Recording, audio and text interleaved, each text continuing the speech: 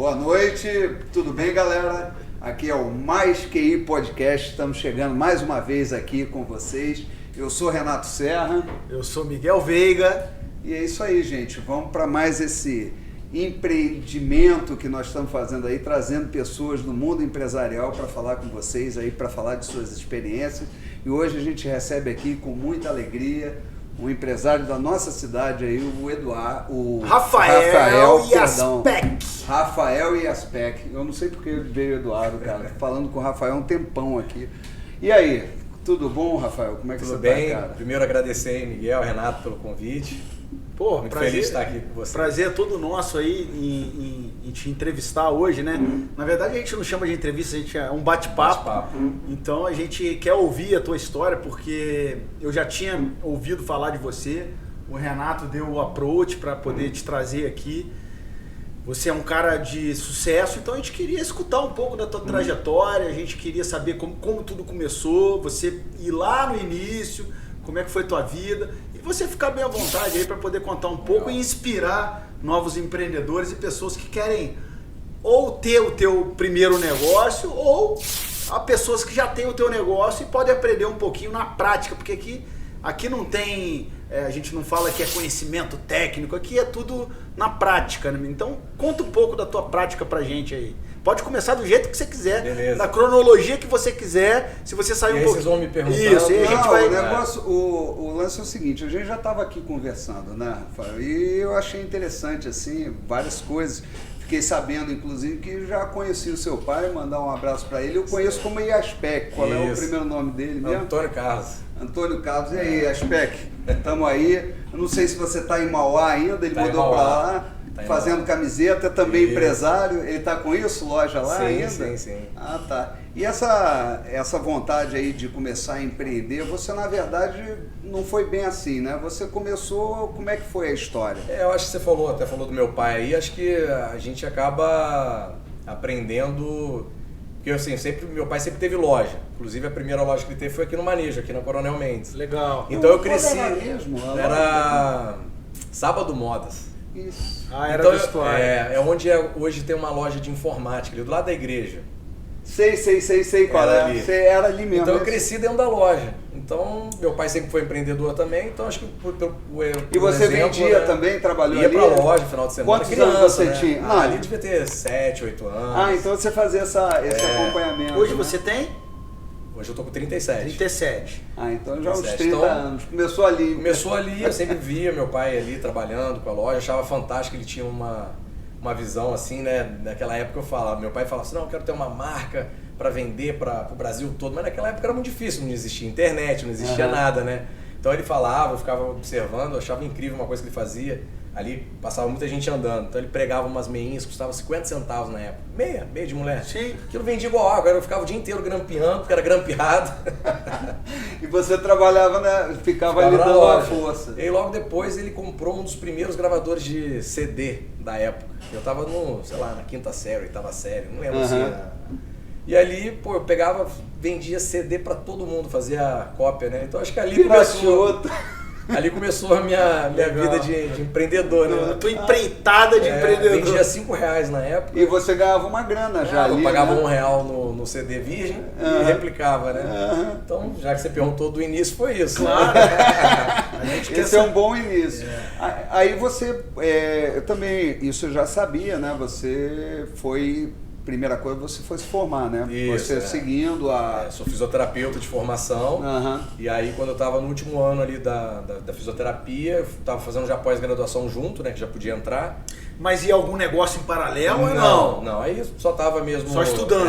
Depois que você saiu, você foi estudar fora, né? Não era aqui. Não, eu estudei aqui em Resende. Ah, estudou em onde? Na Estácio. Na Universidade de Fiz fisioterapia aqui na Estácio. Você fez fisioterapia. Depois eu fiz pós-graduação em Volta Redonda. Na época você fez com o Fabrício, com o Franklin. Essa galera aí. Eu estudava lá na época, só que eu fazia administração. Isso. O Fabrício e o Franklin eram os coordenadores. Foi uma das primeiras turmas, né? Eu fui, acho que se eu não me engano, a segunda ou terceira turma. Acho que foi a segunda. Ah, legal. Você estudou com o Filipinho? Filipinho era uma turma acima da minha, que ele foi da primeira turma. Então acho que fiz a segunda turma mesmo. Bacana.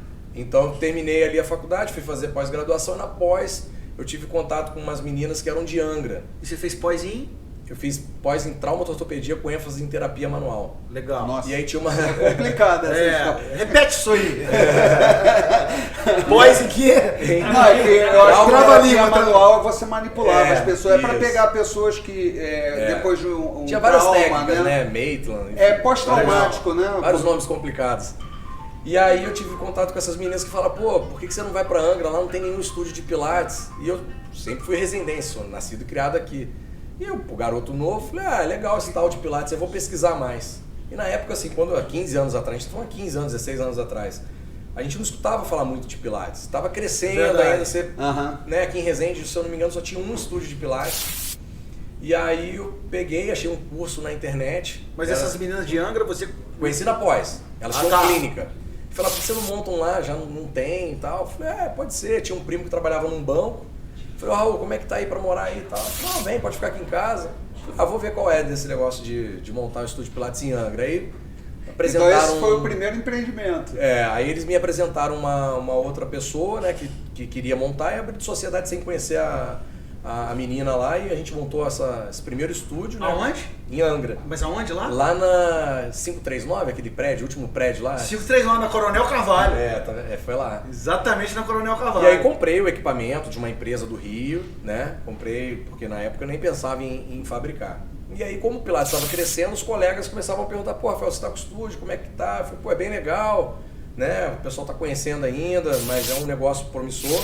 Ah, comprou com quem? Aí eu indicava. Ah, comprou com quem? Eu indicava. Eu fiz umas 5 indicações assim pro cara. Isso em que ano, desculpa? Você lembra mais ou menos? Mais ou menos 15 anos atrás. Mas ali nesse estúdio 2006, de Pilates, você já estava namorando a sua esposa? Foi com ela? Não, estava namorando na época. Você estava namorando e ela era daqui de Resende? Era de Resende, tava aqui então ainda. Você desceu numa de vou pra lá, vou...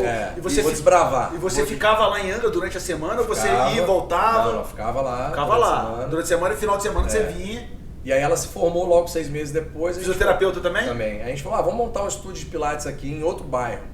Aí eu montei lá na Japuíba uma clínica. Na Japuíba. E foi bom? Mais ou menos. Porque lá o movimento era muita gente que tinha plano de saúde, né? No centro era melhor. No centro já era pegar o pessoal do particular. Tá. E aí, mas assim, eu montei uma clínica de reabilitação, tinha médico, tinha fono, enfim.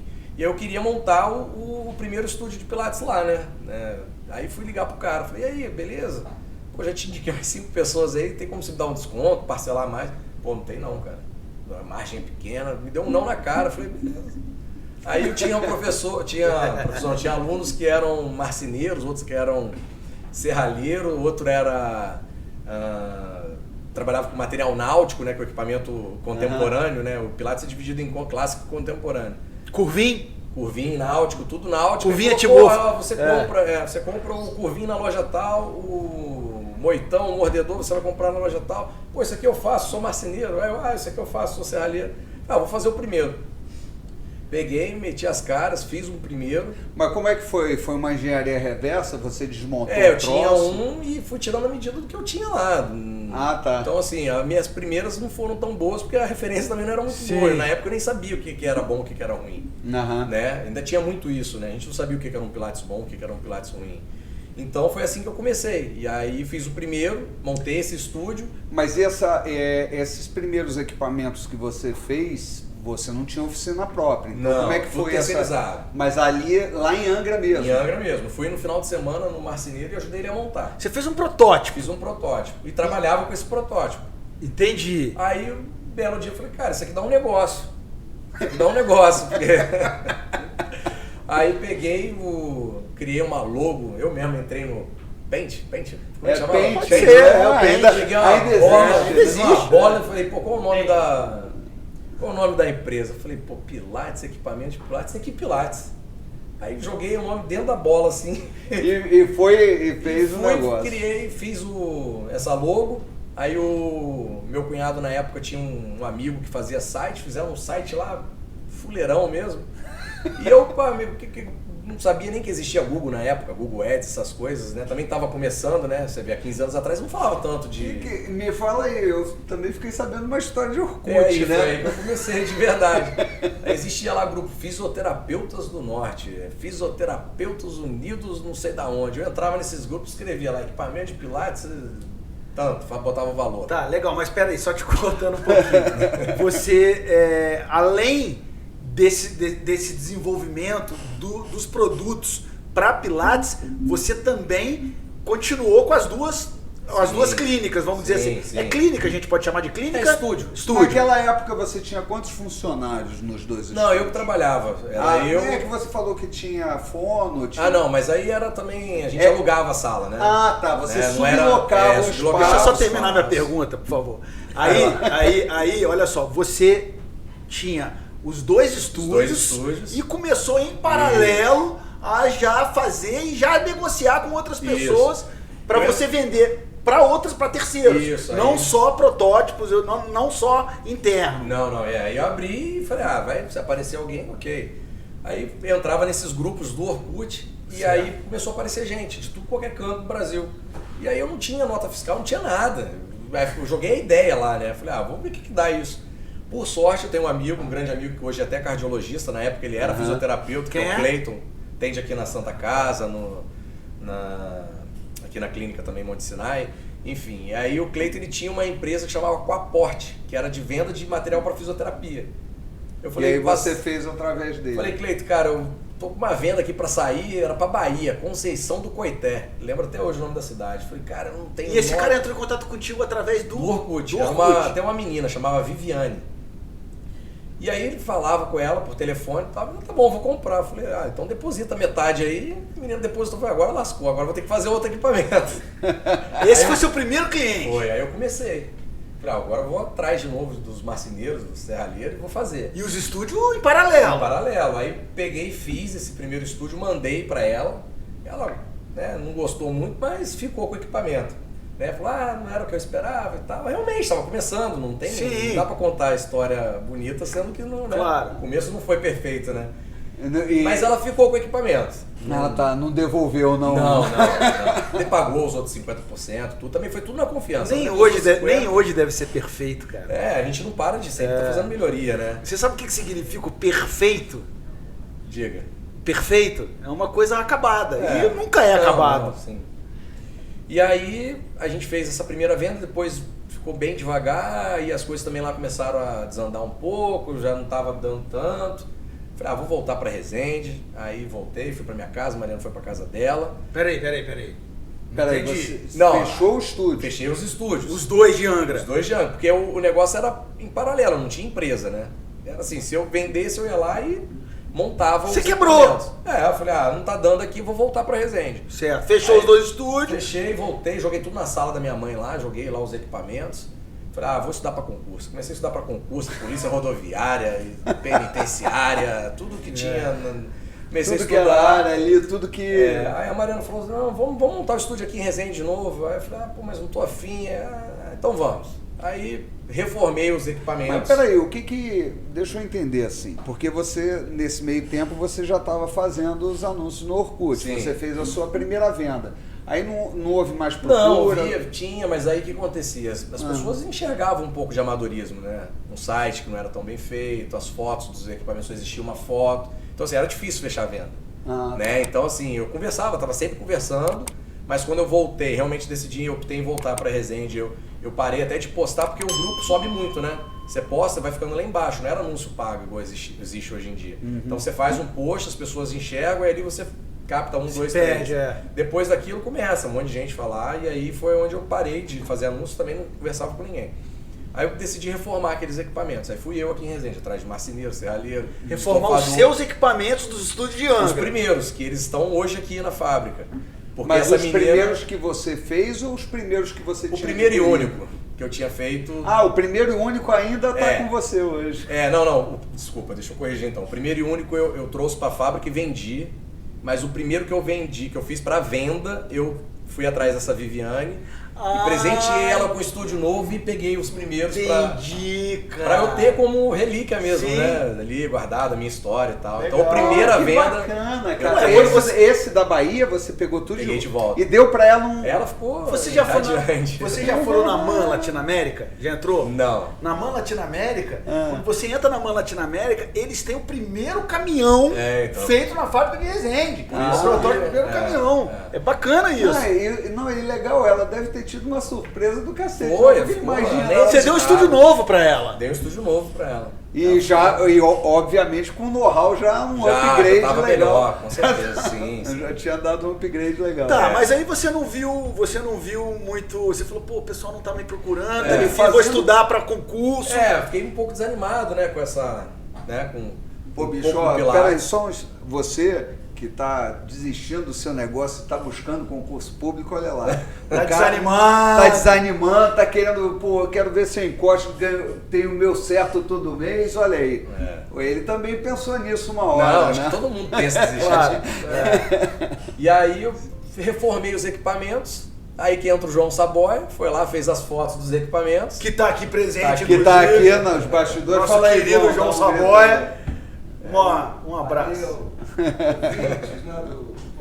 É isso aí. Aí o João fez as fotos, refez na verdade, né? E tirou o fundo, aí começou a ficar com aquele olhar mais profissional, sem o fundo. Isso e tal. que ano?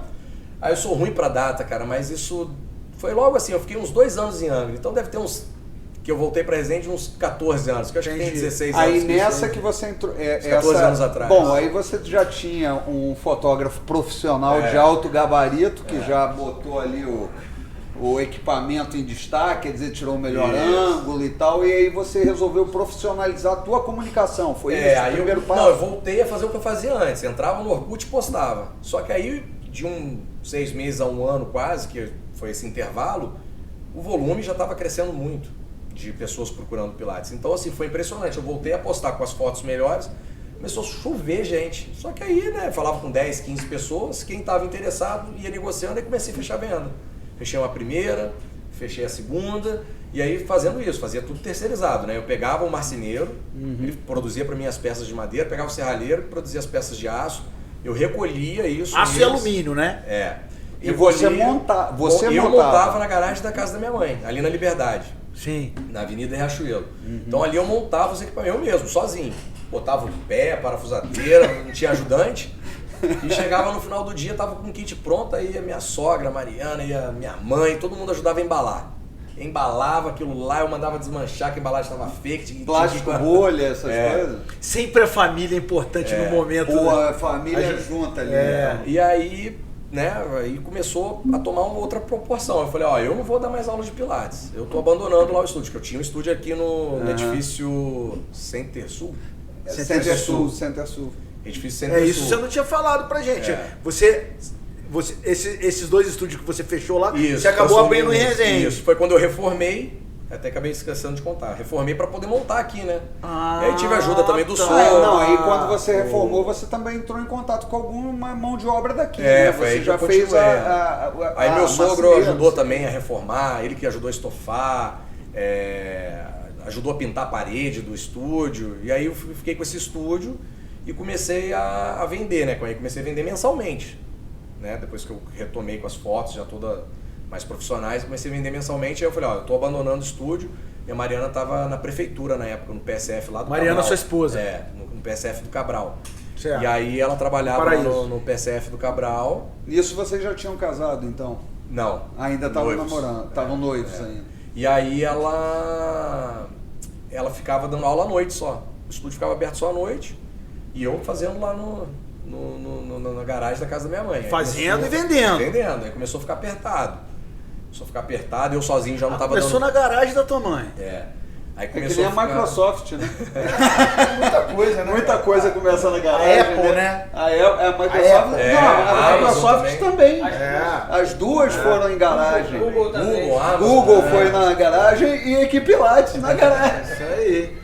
Inclusive alguém veio aqui e falou a esfirra foi o Mamas foi na garagem. Mamas Gourmet foi na garagem, foi na área gourmet da casa. Foi dentro de sala, dentro da sala da casa. É muito negócio, gente. Começa dentro de casa, bicho. Você tem que ter iniciativa. Ainda mais hoje em dia que os aluguéis são super caros, a viabilidade é difícil, então... E você vai começando pequenininho, né? Daqui a pouco a coisa vai... Se a coisa vai dando certo... você não tem muito custo fixo, né? Só ali. Exatamente. E aí começou a crescer, eu falei, pô, já não tô dando conta sozinho. Aí chamei um rapaz que morava na rua pra me ajudar. Aí começou a me ajudar ali a montar, a construir os equipamentos. Aí Mas era assim, era uma loucura, cara. De um mês por outro o negócio pipocava. Eu falei, agora já. Encomenda, pedido, um atrás do outro. Eu falei, agora já não tá dando mais certo aqui não. Já tá apertada a garagem da minha mãe. Eu vou ter que ir pra algum lugar. Aí na rua, 2 ruas abaixo, tinha umas kitnets. E eu conhecia aquela coisa de boca a boca. Falei, pô, vou pegar essas 3 kitnets, vou quebrar tudo. Posso? O cara, pode. Aí fui lá, quebrei a kitnet. Na Riachuelo mesmo? Quebrei a kitnet do cara todo. 2 meses depois já não cabia mais nada dentro da kitnet. Eu chamei o cara e falei assim, ó, vou reconstruir tudo e vou sair daqui, cara. Não dá. Aí, mas não foi 2 meses, acho que foi uns 4 meses. Mas foi muito rápido. Entendi. Aí eu achei um galpão tudo ali perto. Na outra esquina, aí eu aluguei o galpão também, na Liberdade. E comecei ali, né? Isso a gente tá falando de 10 anos atrás. É. Aí já tava com 4, 5 funcionários quando eu fui para esse novo galpão, porque eu sozinho, mais o menino já não dava conta, né? Mas aí você só tinha pessoa, nessa hora você ainda não fabricava, você era montava. Só terceirizado, só montagem. Só esse pessoal trabalhar para você na montagem, embalar embalagem, e tal, exato. Despachar, Isso. coisas assim. Aí quando eu fui para esse galpão, aí eu comecei a sentir a necessidade de ter... Esse galpão? Na Liberdade. Tá. Aí foi onde eu comecei a sentir realmente a necessidade de ter as máquinas, ter o processo mais dentro da empresa, né? Aí eu já tinha, quando eu mudei para esse galpão novo, eu já reativei uma empresa que era do meu pai, que estava paralisada, de muitos anos, né? Então eu peguei esse CNPJ, transformei para Equipe Pilates, e aí eu devolvi lá pro amigo lá o talão de nota, que na época usava talão de nota. Devolveu pra ele, agradeceu. Fazia nota, isso pagava que é parceiro, tu pagava o imposto, o cara deixava você... E ajudava lá uma parte também na contabilidade, né? É lógico, pra poder dar E devolvi o talão, eu sou eternamente grato ao Cleiton lá, porque também foi, né? Porra, prestar lógico. um talão de notas, Tem que ter confiança. E é uma coisa curiosa, né? Porque pra você começar, se você tivesse que, naquela época, trilhar todo o caminho de empresa para abrir, você ia ter uma dificuldade imensa. Não existia MEI, né? Não existia. Naquela época era muito hostil o ambiente de você montar uma empresa. Inclusive a média no Brasil era um ano, 2 anos. 200 e tantos dias. Não, média, né? Para se abrir uma empresa? Era 280 dias para se abrir uma empresa. Então você praticamente, para abrir, você não conseguiria ir para o negócio. Muita coisa começa na informalidade. Você teve esse amigo que conseguiu te colocar rapidamente na formalidade por causa de uma necessidade. Sim. Você teve que mandar para fora. E para ele também era bom, porque mantinha sempre a empresa também com faturamento, então foi um ajudando o outro. Não, né? lógico, mas eu digo assim, você para mandar para fora, você já não dava para fazer. Por exemplo, se fosse para vender coisa dentro da cidade, é diferente. Na época eu ainda aceitava até nota fiscal de papelaria, que você comprava na papelaria, mas você precisava do CNPJ. Você precisava do CNPJ, é verdade. Então eu fui para esse galpão e aí comecei a contratar, aí já coloquei a parte de estofado dentro da fábrica. Você lembra quantos metros quadrados era esse galpão? Era pequeno, uns 300 metros quadrados no máximo. Não era tão grande não. Aí eu fiz uma obra depois, porque fora era fechado. Já foi ampliando, né? Eu fiz uma obra lá, fiz para tentar ficar mais tempo. Foi onde eu montei a primeira marcenaria, comprei todas as máquinas de marcenaria e passei a fabricar dentro da fábrica. Realmente comecei a dominar todo o processo, né? Marcenaria, estofado e a parte de solda também. Tinham 2 serralheiros. Aí você já estava vendendo para o Brasil todo, não? Sempre vendido para o Brasil Desde todo. o início? Desde o início. Mas essa de serralheria você já trabalhava com solda de alumínio, solda inox? Não, era só a solda inox na época. Eu não sabia, a gente não tinha muito conhecimento, porque a gente não tem muito, né? Então assim, apanhei muito no começo, usava solda de eletrodo, certo? Usar TIG, então assim... solda TIG. Porque assim, Resende não tem, né? Por exemplo, em Angra é cheio de gente de inox por conta das embarcações, Casa Beira-Mar. Aqui não, aqui a gente não achava essa mão de obra. Então a gente foi aprendendo, treinando, conhecendo o fornecedor, que usa esse material, usa, né, esse aqui é melhor. E aí fiquei ali um bom tempo, acho que uns 3, 4 anos eu fiquei ali. Nesse galpão? Porque eu já tô quase 10 no próprio hoje, que é no bairro Elite. E aí surgiu a oportunidade de comprar aqui no bairro Elite, aí foi onde eu comprei esse galpão, fiz uma bela de uma reforma, porque não tinha estrutura nenhuma. Esse tem quantos metros quadrados? Esse agora com a outra área que eu acabei de adquirir agora, tá dando... o meu dá 1.100 com do lado 1.300, estão dando 1.400 metros quadrados. Caramba! E como é que foi esse processo de escala? Porque no mundo dos business, né, das startups e tal, eu não sei como é que Como é que você vê isso, né? Se você quis fazer uma startup, você queria fazer essa escala rápido, como é que foi isso? Não, foi tudo no peito, na raça, sem conhecimento nenhum de administrativo. Entendi. Foi crescendo, eu fui no embalo. Eu falava, eu quero crescer, eu quero isso E foi escalando rápido? Foi rápido. Como mesmo, você cresce para depois organizar, né?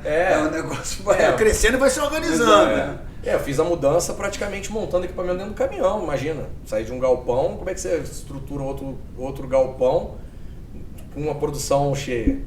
Então eu fui mudando no peito e na raça, e fiz a mudança, a gente foi para esse galpão novo, que aí realmente deu capacidade de produção, aí cresci, mas aí o que aconteceu? Um fato curioso aconteceu quando eu mudei para esse galpão. Teve uma empresa do Rio que era uma das líderes do mercado, eles quebraram faturando quase 1 milhão por mês, os caras quebraram. E aí o comercial do cara todo me procurou. Aí, nossa! Vai eu lá pro Rio de Janeiro, sento com uns 2, 3 vendedores deles lá, quer dizer, já demitidos até, né? Uhum. Aí monto o escritório no Rio de Janeiro pra esses caras. Botei uns 7 vendedores, tudo do Rio. Caramba, cara. Tudo do Rio. Aí a venda fez assim, né? Os caras estavam trabalhando na empresa que era líder, aí quase me enlouqueceu. Porque vendia 20 kits por mês, passou a vender 40, 50, e para organizar isso dentro da produção. Aí aí... E isso você sem nenhuma experiência administrativa? Zero de consultoria? Zero. Não tinha nem um Sebraezinho para dar uma moral? Tinha feito Empretec, mas o Empretec não dá parte de gestão, né? Te dá noções de empreendedorismo, né? Para você te estimular. E é uma semana, né? Cheguei a fazer até um curso do Sebrae depois de gestão e tal, mas é muito cru, né? Eu sabia que você era empreteco também, não. Eu sou empreteco também. Somos, né? E aí, cara, deu um boom gigantesco. Eu falei, cara, agora eu tô lascado, porque aí começou a entrar em atraso também, porque muita venda pra... Caramba, mas você não conseguiu entregar. Você pegou então uma situação, uma oportunidade louca, né? Porque o cara faturar uma milha por mês, o cara quebrou.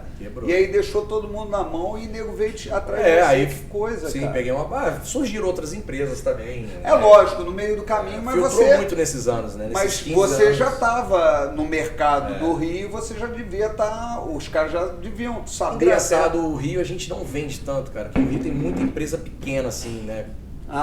Pequena, assim, com um equipamento muito barato. Entendi. O Rio ainda tem isso, né? Do mercado que não é... Eu não sei, e acho qual que foi a primeira venda tua? Desculpe até, porque agora eu fiquei curioso. Qual foi a primeira venda, assim? Porque é um momento diferente, né? Quando você faz a primeira venda para fora. Né? Como é que foi isso, cara? Para fora que você fala o quê? Do país? Exportar. Primeira venda para fora. Porque lembra que a empresa dele é Resende. Sim. Então se ele vender para São Paulo já é para fora. Tá certo. Você está falando de exportação. Porque nesse meio tempo você foi crescendo e tal. Sim. Chegou um momento também que você saiu daqui, né? Porque a internet também possibilita isso. Você foi investindo em comunicação. Você continuou esse investimento em comunicação? Como é que foi isso? Exatamente. Logo que eu realmente formalizei a empresa, né, que foi nesse galpão que eu estava falando da Liberdade, aí eu contratei a empresa aqui de Resende, que cuidou do site, fez um site melhor, aí já existia o Google Ads, né, que já estava, aí te leva para o Brasil todo, até para o mundo todo, se você quiser, mas na época eu sempre fiz campanha nacional, né, então ali foi onde a gente começou a ficar mais conhecido, porque, né, na época era Google Ads, era o que tinha de mais moderno, então você fazia lá as campanhas e o Brasil inteiro vinha atrás querendo comprar de você. Então foi ali que eu profissionalizei mais a comunicação, né? E aí a gente foi crescendo tudo dentro do Brasil.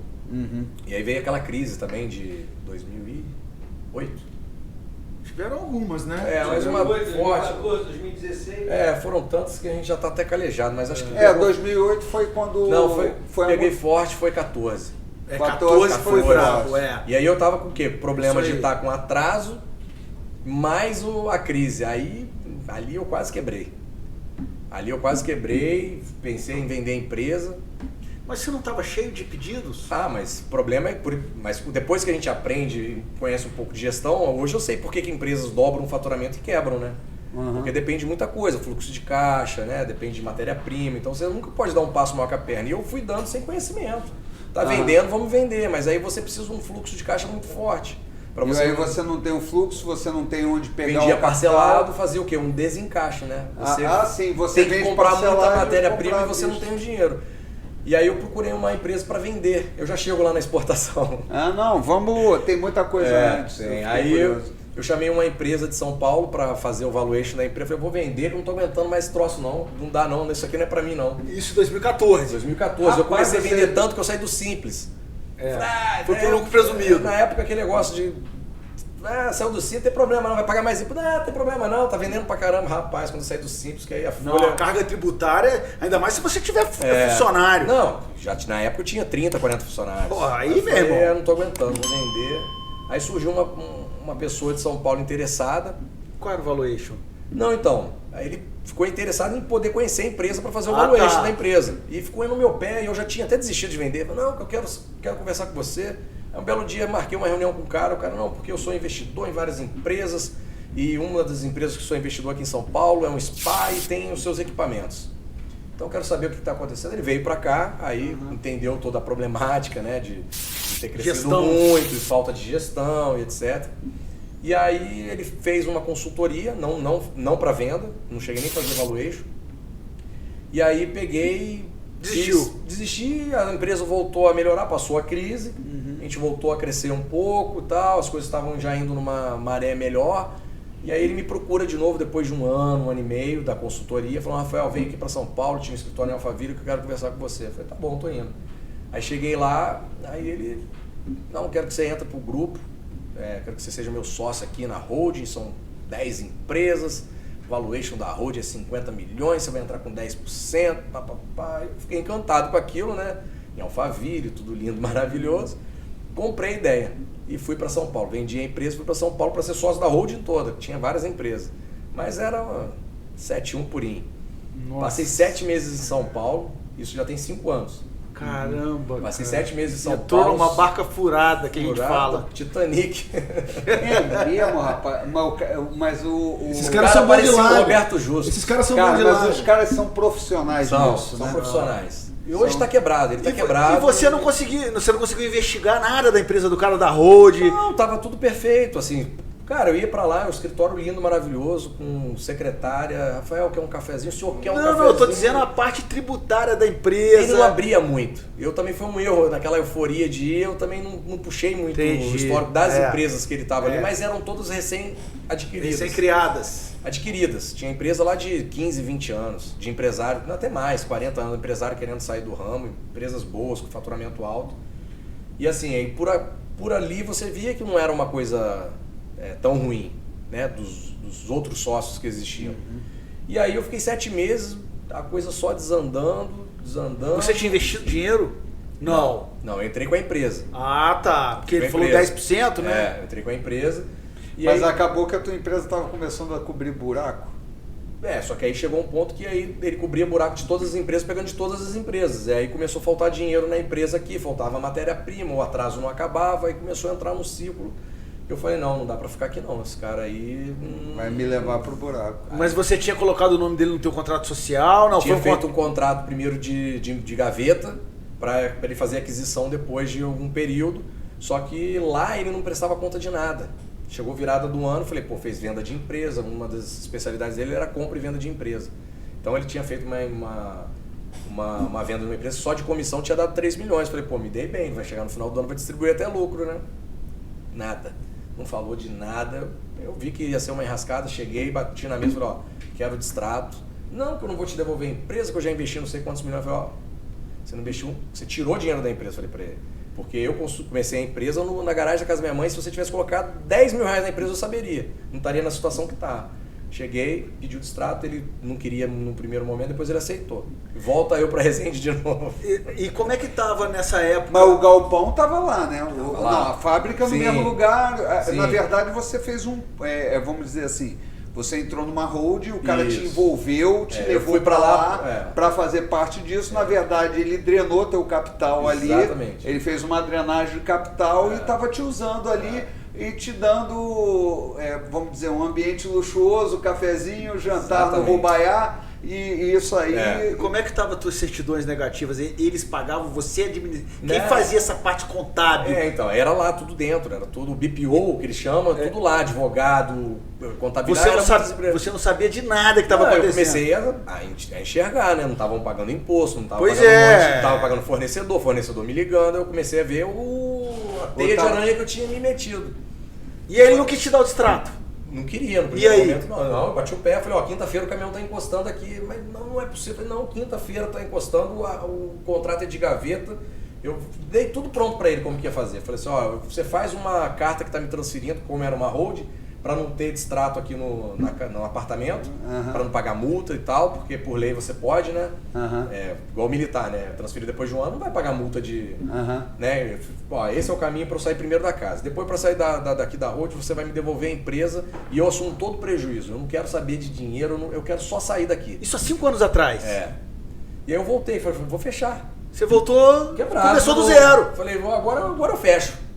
Caraca, mano, voltei em fevereiro. Doido, cara, sempre tem umas histórias. Há 15 louco, dias da folha cara. salarial e não tinha R$1 no caixa.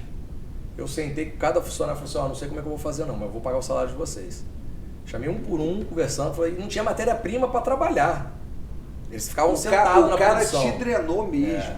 Ele fez um... Falei, eu vou tentar ou eu vou fechar. Mas aí chamei o comercial, falei, gente, o negócio é o seguinte, a gente tem que vender. A única Isso coisa que salva, Resende já. Aí você voltou pra cá. fábrica. A única coisa que salva a empresa é vender, né? Tem que Falei, entrar. a salvação é venda. Não Isso tem aí. outra coisa. Se vender, a gente sai do buraco. Quantos funcionários você tinha aqui em Resende nessa Naquela época? época? Não, essa época que você chegou aqui. 70 e lá vai. Inchado. Não, como? Se você tava. Como que você tinha 70 se você saiu de lá arrebentado? Não mandou ninguém embora, ué. Você voltou pra cá, pra Resende. A empresa estava funcionando A normalmente. empresa funcionando Entendi. normal. A empresa cara. não parou, só eu que fui. Tá. Eu gerenciava a distância. Legal. E nessa época eu estava super inchado, com 70 e poucos funcionários, ineficiência lá nas alturas. Entendi. Produção não dava conta, era uma coisa assim, escandalosa. E você longe do quintal, né? Também. Eu voltei e falei, eu vou sumir, vou matar no peito essas dívidas aí, seja o que Deus quiser. Aí há 15 dias eu falei, meu Deus do céu, como é que eu vou pagar esses funcionários? Eu falei, batia mais de 100 mil reais, eu falei, não sei como que eu vou fazer não, mas vamos lá. Gente, nem tudo são flores, viu? E aí, cara, a gente começou a vender. Você manteve os 70 funcionários? Mantive até eu começar a enxugar, né? Porque eu tive que fazer caixa para começar a mandar embora. Como é que manda embora sem pagar? Pois é, tem que E eu não quis comprovação, fazer. Tinha gente que falava, Rafael, manda embora, deixa ele indo pra justiça. Eu falei, não vou fazer isso. Resende é uma cidade pequena, eu tenho meu nome a zelar. Eu não vou ficar andando na rua com o dedo apontando o dedo falando que eu tô devendo, não. Aí, por exemplo, aí começamos a vender primeiro para fazer a folha. Certo. Fiz a primeira folha. Ninguém nem acreditou, porque eles lá na holding já estavam atrasando até salário. Aí já ganhei a confiança dos funcionários. Aí eu ficava direto na produção. Gente, a gente tem que tirar esse atraso, a gente tem que produzir, tem que economizar. E aí a coisa começou de novo a Mas você entrar ali no eixo. você no teu quintal, né? Você ali na linha de produção, no chão da fábrica, junto com os caras, né? Então isso também dá uma moral legal. E né? aí o dinheiro que entrava, eu pagava dívidas, que eram altíssimas. E Bancos também? Banco, não, era mais fornecedor. Fornecedor. Banco, a única dívida que ficou no nome dele lá. Pelo menos isso. Né, que ele fez um empréstimo de 400 mil reais e não pagou. Ficou tudo nas costas Ele dele. fez um empréstimo pela tua empresa. E jogou tudo pra ele, pra hold. Entendi. Então era muito característico que o dinheiro não estava na Entendi. empresa, então Claro. isso ele... Tinha como fazer aí podia ir até pro criminal, eu não quis nem entrar na mas, justiça, não, eu batei no peito e... falou, vambora. Não, vambora. E isso é legal, cara, porque as pessoas realmente, todo mundo vê uma história de sucesso, não sabe o que está por trás. Nossa, Não sabe a caminhada. Né? E o que a gente vê aqui é que nem tudo são flores, principalmente num país como o Brasil, de altos e baixos, de crise, de momentos. Quer dizer, e somados ainda a experiência, o negócio que você está começando, que muita gente começa o negócio meio na paixão, no amor e tal, e vai, e Na as coisas raça vão dando mesmo. certo, vão na raça, mas eu acho interessante isso, porque as ideias, a história, né, de sucesso, ela tem uma coisa que eu vejo comum assim, é a questão de família, né, a estrutura familiar da pessoa é muito boa. A outra questão que eu vejo assim é exatamente essa proximidade que o cara, do chefe com a sua equipe, de não dar essa distância, né? Não ter esse distanciamento, porque às vezes o cara está na mesma empresa, vamos dizer, está no mesmo prédio, mas ele é distante do pessoal, né? Ele se bota lá, se encastela, né? E não fica. A gente vê, o cara não, o cara desce ali do castelo, vai lá pro chão da fábrica mesmo, pega ali, pega na ferramenta, chega do lado do cara, o cara tá ali meio, pô, tudo é ser humano, né? Às vezes o cara tá com a filha doente, tá com algum problema ali, você chega junto, pô, o cara, pô, vai para casa, porra, não sei o quê, você se torna mais humano. E isso realmente faz toda a diferença numa empresa. E como é que foi isso, assim, essa relação, assim, esses envolvimentos com o teu pessoal? Hoje você lá. Porque você ganhou a credibilidade deles de volta, a confiança deles de volta. Quando eu voltei, era direto lá na produção, junto, passava hora extra, enfim, ficava lá com eles direto, né? Então, o primeiro mês você ganhou a confiança em fazer pelo menos a folha, né? E aí? E na sequência? A sequência foi mão na massa, né? E aí começaram a vir os pedidos de novo. Não, a gente, graças a Deus, cara, a gente sempre teve uma vantagem. A gente nunca deixou de vender. Mesmo com atraso, mesmo a gente sempre teve sempre foi uma empresa que... O movimento de venda sempre foi bom. Sempre aconteceu. Você sempre foi comercial? Sempre foi você comercial? Sou tudo, né?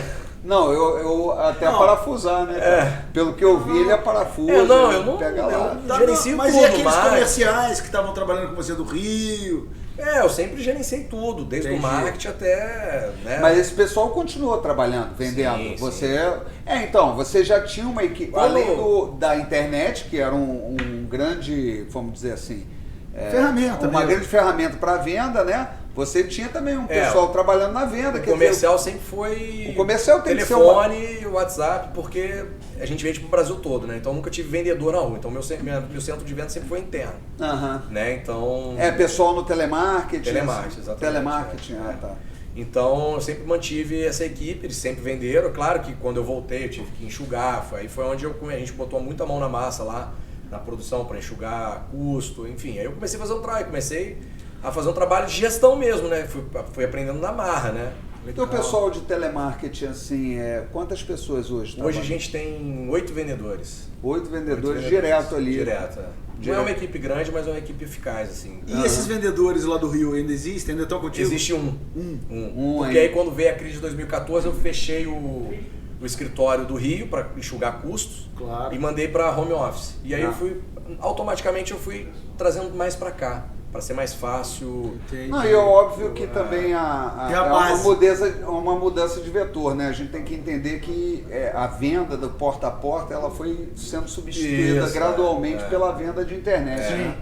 Isso daí foi um fenômeno. E aí eu vim fazendo esse trabalho, né, melhorando os equipamentos, fazendo um trabalho mesmo de gestão, de produção, chamei algumas consultorias, aí as coisas foram entrando no eixo, né? A gente foi melhorando todos os processos, começou a sobrar dinheiro, mandava embora, pagava rescisão, né? Entendi.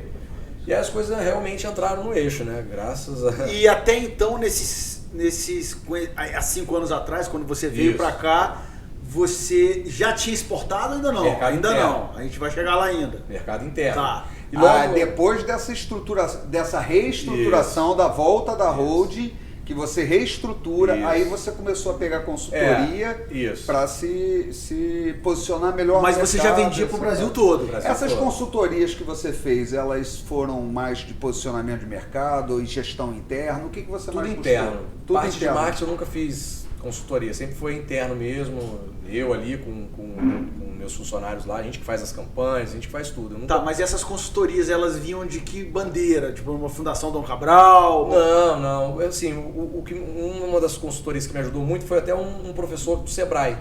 Não de Pretec, mas foi um curso de gestão. Consultor, Sebrae, um consultor independente. Daqui? Independente. De Resende? Do Rio. Aí ele vinha para fazer a parte de organizar as contas, essa parte de gestão. A gestão financeira. Produção foi consultoria assim mais interna mesmo, com engenheiros e tal.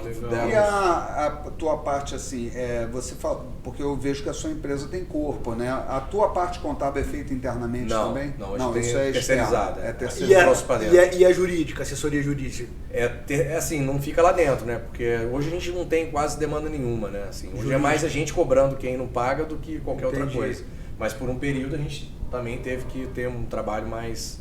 Na parte de contratos, na parte mais dessa organização, vamos dizer assim, da tua papelada, né? É muito difícil um cliente entrar na justiça, é isso que eu queria... Na época que eu estava em atraso acontecia, hoje não. Hoje a gente, né, tem um setor de atendimento ao cliente muito eficiente, né, que não deixa passar nada, né? Você tem um pós-venda. Tem pós-venda, né? Exatamente, pós-venda. Então o jurídico hoje ele trabalha mais para mim assessorar em alguma coisa que eu queira saber. Você também dá manutenção? Cobrança também. Você tem também uma o cara rede de você técnicos o cara credenciados. você dá manutenção e você por acaso você faz algum trabalho de reengenharia, você pega o equipamento, reforma, você faz Hoje eu tenho um segundo negócio também. Todos os negócios que eu tenho são todos giram em torno do Pilates, né? Um outro negócio que eu tenho, que até é um outro galpão, que são os equipamentos seminovos, né? Que eu pego, o cara que quer trocar, igual agência de carro, Sim, né? como se fosse uma academia de ginástica. Eu pego de outras marcas e reformo e vendo. Né? Tá. É um outro nicho de mercado. Isso cresceu muito quando, há 5 anos atrás, eu comecei a produzir a linha clássica, né? Que é diferente da linha contemporânea. Então a linha clássica são os equipamentos como o Joseph tinha lá na época dele, são equipamentos menores, né? Só quem conhece mais, assim, às vezes você olhando assim, você vai achar que é a mesma coisa. A gente fala que o equipamento mais roots, raiz. Então assim, tem poucas fábricas no mundo que fazem. Eu estava indo para Canton Fair na China, aí eu tive a oportunidade de passar por Barcelona, tirei as medidas dos equipamentos, que é tudo importado, né? Esses equipamentos só lá fora que existia, né? Tirei as medidas, né? E isso foi também que ajudou a gente muito a exportar. Que aí eu comecei a fabricar a linha clássica.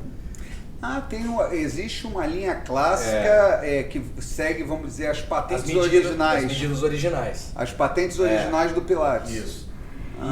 Isso a gente está falando há 5 anos atrás, né? Sim. Então foi onde eu comecei a fabricar. É muito difícil, né? Até hoje ainda a gente está sempre... E as pessoas preferem, o profissional em si, ele tem essa demanda aqui ou você fez essa demanda só para fora? Estava crescendo. Como eu faço evento também, eu comecei a observar isso nos eventos, as pessoas querendo conhecer mais um pouco da linha clássica, dos professores que falavam de clássicos. Então foi onde eu comecei a olhar diferente para isso. E aí que surgiu outro negócio, porque aí as pessoas querem trocar os equipamentos contemporâneos pelo clássico. Entendeu? Teve esse movimento, você sentiu esse movimento. O pessoal prefere vamos dizer, o retrô. Tá tendo uma tendência. Uma tendência muito grande, assim. Então, assim, hoje você vê muitos cursos do pessoal fazendo curso de Pilates clássico. O evento que eu faço é só de Pilates clássico, chama Classical Rio, que eu faço lá no Hilton, no Copacabana, né? Inclusive vai ser agora em agosto. E aí... Pode falar, Edgar. Se eu quero interromper, pode falar. Vou fazer perguntas que o João estava falando a respeito disso, de alguns eventos que você faz, que são eventos grandes, que trazem um público muito grande. Boa. Conta pra gente um pouco desse evento, porque é minha área também. E conta pra gente aí um pouco aí, como é que são esses eventos? Eles são linkados também ao Pilates? Sim. Conta pra gente como é que são esses eventos que você produz. Eu faço esse evento no Rio, né? São 3 dias. Eu trago professores do... Aqui, ó, um palminho. Eu cheguei pra trás. Aí. Né? Melhorou? Você pode puxar aqui, ó. Aí, deixar do jeito. E aí eu trago professores do mundo todo, né? Esse ano estão vindo pessoas dos Estados Unidos, são workshops, palestras, seminários. Workshop prático, né? Boto nas salas lá os equipamentos você usa o centro de convenções, monta lá várias salas de Pilates e aí começa... Qual o público mais ou menos desses eventos aí? Gira de 250, 300, depende do... Agora eu fiz 3 eventos no meio da pandemia, né? Fiz um quando deu o lockdown, no final de semana que decretou o lockdown no Brasil. Falei, meu Deus, vou ter que parar o evento no meio do caminho, né? Foi no sábado. Não, mas aí foi na segunda-feira. Perdão. Na segunda-feira que passou a valer o lockdown. O primeiro lockdown do Brasil foi aquele mais rigoroso. Você tava com... Num evento, com gringo e tudo. Esse workshop é de um dia? 3. 3 dias, são 3 dias. Tinha professor da Inglaterra, tinha pego voo, passou mal. Eu falei, Covid, mas no Rio tinha 20 casos de Covid, né? Então, no segundo ano, eu não desisti, que foi o ano passado no caso. Eu falei, vou manter esse evento até que falte 3 dias e não tenha decreto da prefeitura para acontecer o evento. 30 dias antes da data do evento, a Prefeitura do Rio liberou para fazer evento. Aí eu fiz o ano passado e esse ano vai ser algumas exceções, mas... álcool em gel, máscara. Legal. E aí esse ano vai ser o primeiro ano que a gente vai fazer, pelo menos sem nenhuma... Sem nenhuma restrição, né? Evento clássico, né? E esse evento clássico, o público-alvo é justamente o teu cliente final. Sim. Você atrai esses caras e eles pagam para ir nesse evento. Pagam para ir para esse evento. Eles pagam para ir no evento. Esse evento é um evento sustentável. Sim. Você já não... se você mobiliza alguma coisa ou ele se paga totalmente? Não, se paga e depois gera muita venda também. Sim, isso sem é mais dúvida. importante. E ele, você falou que são 3 dias. E ele é durante o dia inteiro, por exemplo, sexta, sábado, domingo, o dia inteiro. Domingo a gente acaba um pouco mais cedo por conta dos voos, né? Muita gente fora. Esse ano, como já não tem mais a pandemia, tá vindo gente dos participantes, não professor. Tá vindo participante dos Estados Unidos, tá vindo uma galera da Argentina que teve uma pessoa lá que organizou uma excursão. Então eles estão vindo pro Classical Rio e depois vão para a região dos lagos lá, passar alguns dias. Então ela fechou um pacote de viagem. Um pacote de viagem pra galera. Tá vindo gente do Chile. Pro Rio Classical. Para participar como aluno, né? Não como professor. Bacana, cara. Então, assim, eu fiz a e ideia... E você organiza esses eventos internamente? Você tem uma equipe para isso? Você tem um coffee break? Tem uma... Porque o cara não conhece. Sim. Mas isso já está incluso no valor. A tua mala direta, nesse caso... você tem, obviamente, você anuncia isso, né? Você já tem o teu público-alvo ali, a tua mídia-alvo, você anuncia o evento, né? Já com uma campanha com antecedência, né? De data e tal, aí as pessoas fazem as reservas e tal, e aí vem pro evento no Rio de Janeiro. Você faz no Hilton? Faço no Rio do Copacabana. Dá um exemplo aí prático. Você começou a divulgar esse próximo evento quando? E quando é o evento? Geralmente é um ano, né? Por exemplo, agora acontece em agosto, Em agosto é o Rio Classic. É isso, Classical Rio. Aí, Classical Rio. Isso, aí quando termino, eu passo no máximo um mês... Eu já começa a divulgar do ano que vem. Isso. Já começa a vender os pacotes. Com outros professores, né? Legal. E aí com esse um ano pra venda. Pra vender com tranquilidade, né? É muito bom. Não, com um ano de venda, aí você vende lotes. Vendo quase que no orgânico, assim. No orgânico mesmo, né? Para os próprios clientes da empresa, né? E a ideia desse evento foi justamente porque a linha clássica as pessoas são mais desconfiadas, né? Porque tem que ter as medidas muito bem feitas, senão a coisa não funciona.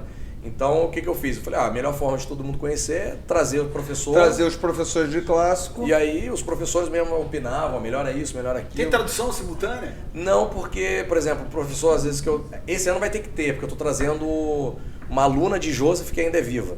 Chama Sons de Maio. Joseph, conta pra gente quem é Joseph, porque a gente sabe que é Joseph. Agora vamos para as histórias do Joseph. A gente já entendeu o evento. É muita história, né? Não, mas vamos pro Joseph porque tem muito... vamos aproveitar tem muito mito nessa história aí, mas fala aí. Conta pra gente quem é Joseph, porque pra mim eu sei que é Joseph Pilates. Um dos melhores do mundo. Resumindo, é o criador do método, né? Joseph Pilates é o sobrenome dele. Então é um alemão que criou o método, né?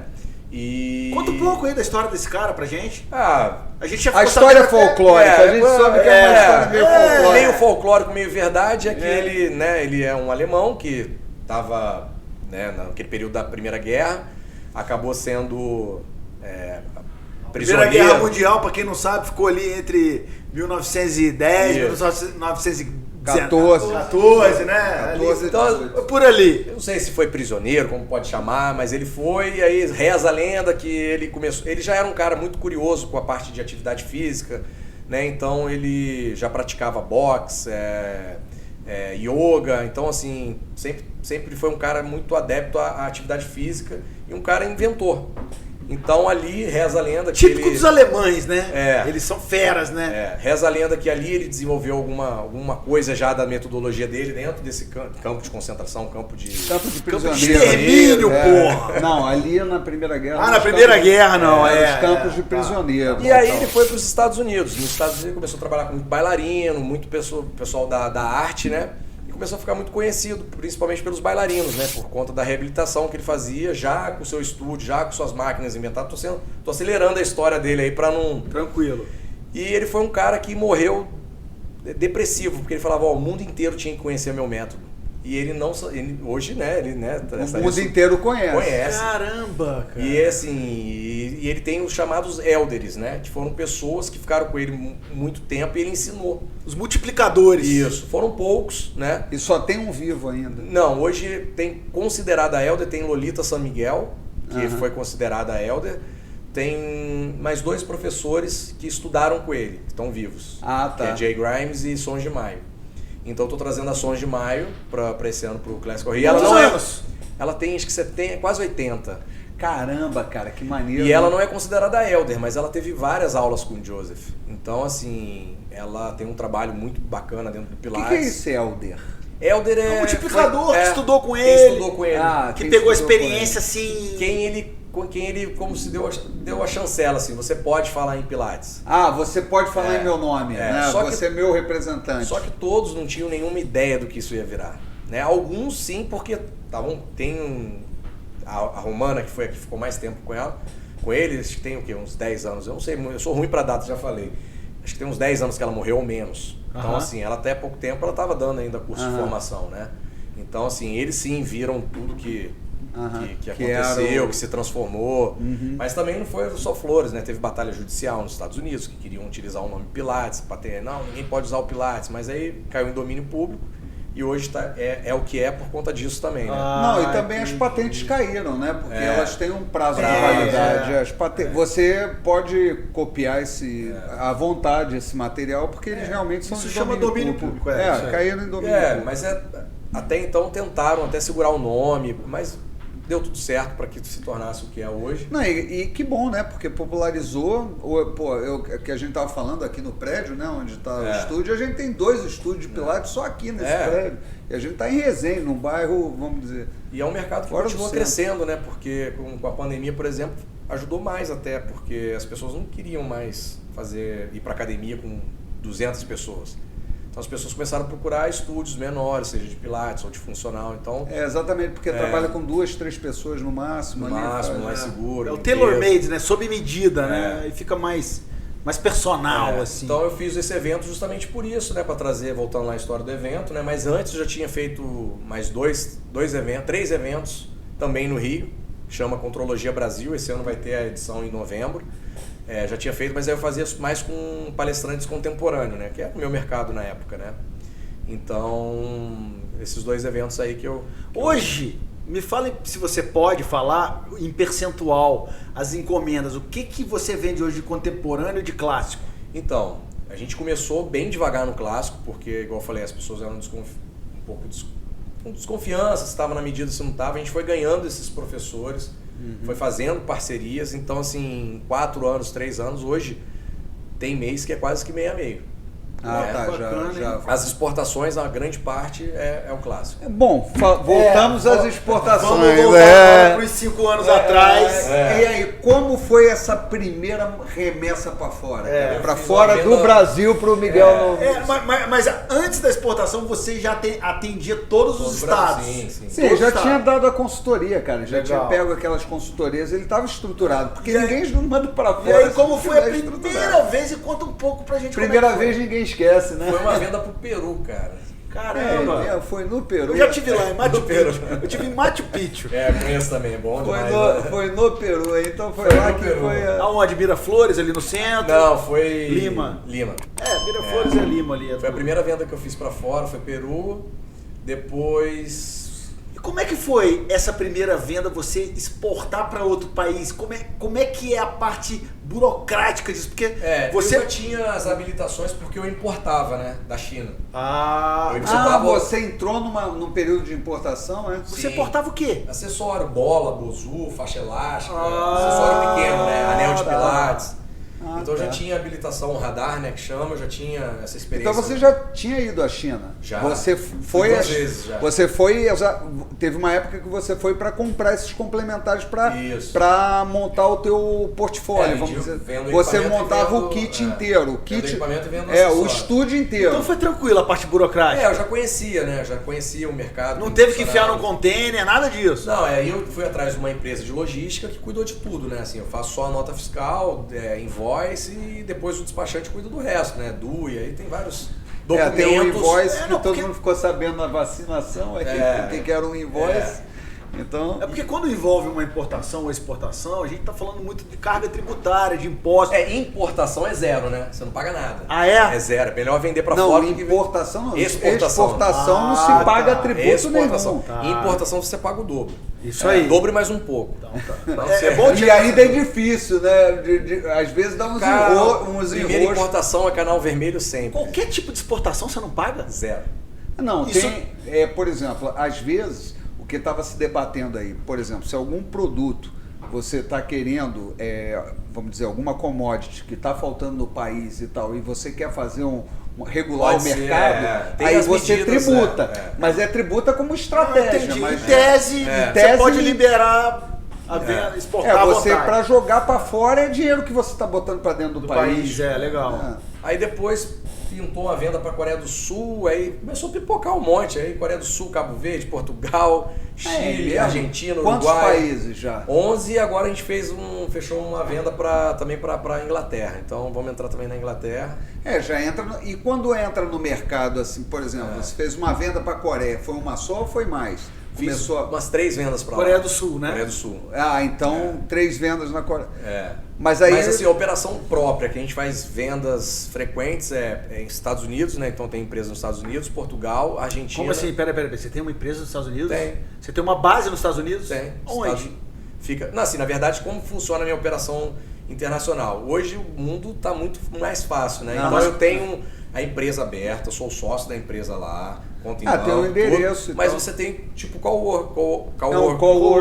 Você paga, tem o seu endereço fiscal. Entendi. Né, e a logística eu faço via FedEx, via qualquer outra empresa de você logística internacional. Você não tem pessoal fixo lá, não, você só tem a papelada. Telefone, atendo daqui. A papelada e tal. Então assim...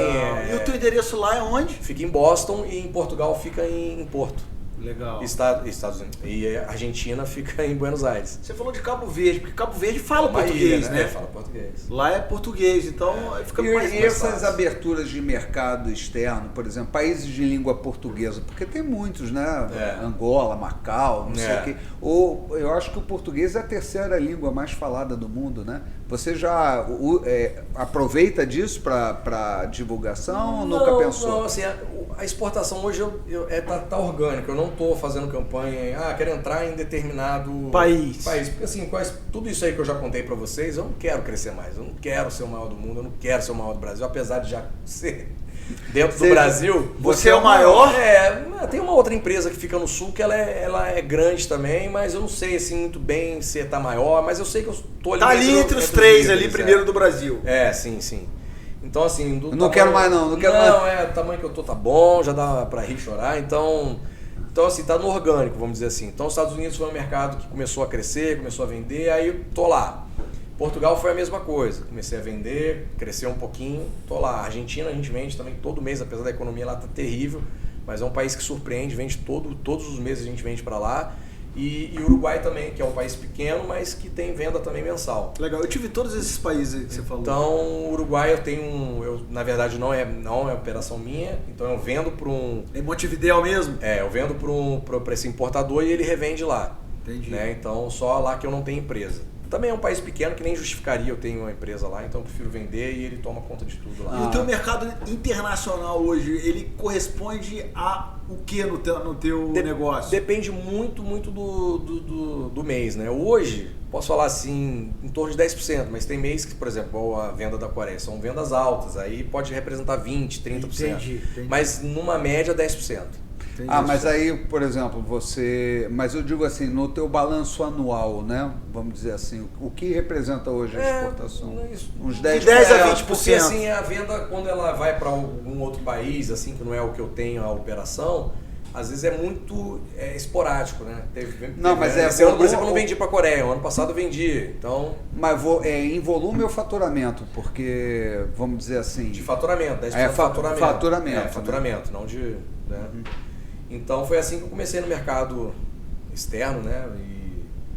E assim, é uma forma, igual eu falei, né? Ela é orgânica, né? Então, por exemplo, lá na Inglaterra a pessoa tem interesse em ser um showroom, então assim que a gente começa, vai fazendo parcerias. Aí se for uma coisa que vale a pena, que o mercado tá, na Inglaterra... aí eu vou e abro a empresa né? Para poder facilitar. Para facilitar a transacional. Na Inglaterra você está abrindo agora. Aí você Londres lá... mesmo? É uma cliente que comprou, mas Londres, que ela capital? Londres, que ela tem todo o interesse em ser um showroom e participar de alguma forma ali. Assim. Ela quer ser um representante celular. Mas é brasileira? Brasileira, baiana. Ah, que legal, cara. Normalmente os teus pontos de apoio nesse país são brasileiros ou varia? Não, na Argentina É argentino mesmo. É argentino, Uruguai é uruguaio, Estados Unidos a operação é própria, então fica tudo aqui. Entendi. E Portugal também. Então você não quer mais muito expandir para outros países? Eu acho legal exportar, se der para manter, aumentar esse percentual por causa da moeda, claro que eu quero, mas eu não quero aumentar muito o volume, até mesmo por questão de espaço físico, né? Então eu já tô... Já tá no limite ali, você não quer aumentar mais.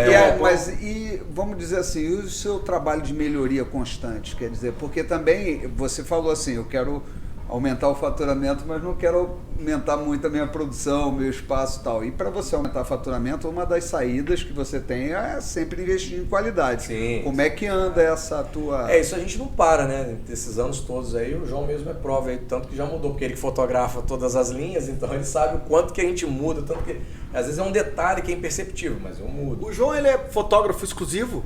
Exclusivo não, mas é o principal, né? O naipe principal da... Não, exclusivo sim, dentro da equipe Pilates. Dentro da equipe Pilates. Ele não é exclusivo dele, ele faz outros trabalhos. Sim, mas da equipe Tô perguntando se é só ele que tira foto pra equipe Pilates. Só ele.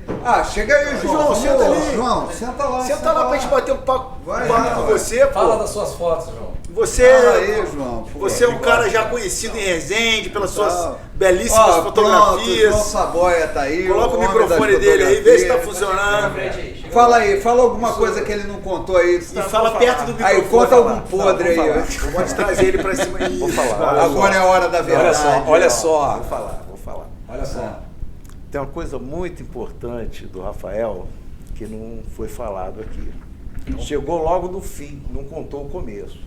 Então, quando abriu o primeiro estúdio aqui no Center Sul, o Rafael já no fim de semana contratava professores bons de fora para vir dar aula para os professores de Pilates aqui da região.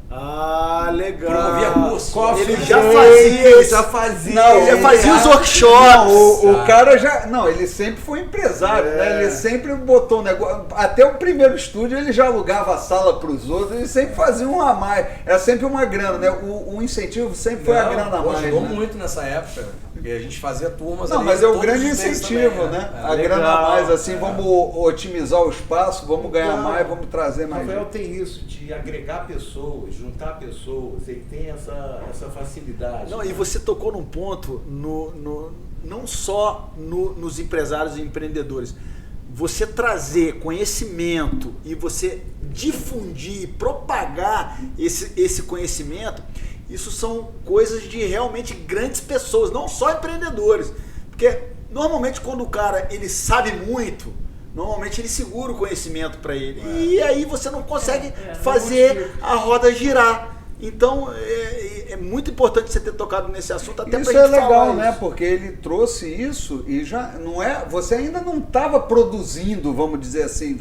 Você montou o teu estúdio aqui e você queria que as pessoas se aprimorassem. E conhecessem as técnicas dele. Não, e ele se aprimorava com né? isso. As pessoas chegavam lá cruas, sem saber o que era o Pilates, e depois iam e compravam comigo também, né? Não, e acabava abrindo o mercado. Sim, você estava vendo as coisas. Quer dizer, outra coisa também, que é essa coisa de agregar, então nós entramos nessa era da informática, né?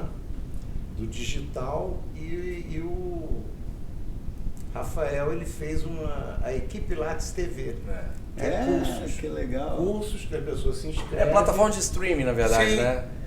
O YouTube? Existe ainda? Não, é uma plataforma própria. Uma plataforma na verdade, sim, ela é própria, mas tem lógico, uma empresa por trás que oferece serviço, mas a pessoa loga lá no nosso site. Lembra mesmo o Netflix. Qual é o site? É www.equipilatestv.com.br. equipilatestv.com.br. E aí lá é como se fosse uma Netflix mesmo. Até a parte interna dela assim lembra um Netflix. Que bacana. E tem várias outras pessoas como eu que estão dentro dessa mesma empresa. Por exemplo, o Ricardo Morim, o canal dele AAA, eu acho. é lá nessa mesma plataforma. Tá. Tem gente de odonto. Então, assim, são plataformas que surgiram para isso, né? Que bacana, cara. Que legal. Para streaming, né? Então, a gente tem Pilates TV também. É que são vários, igual eu falei, são vários negócios. Olha, daqui a pouco a gente vai ter a nossa plataforma de mais QI.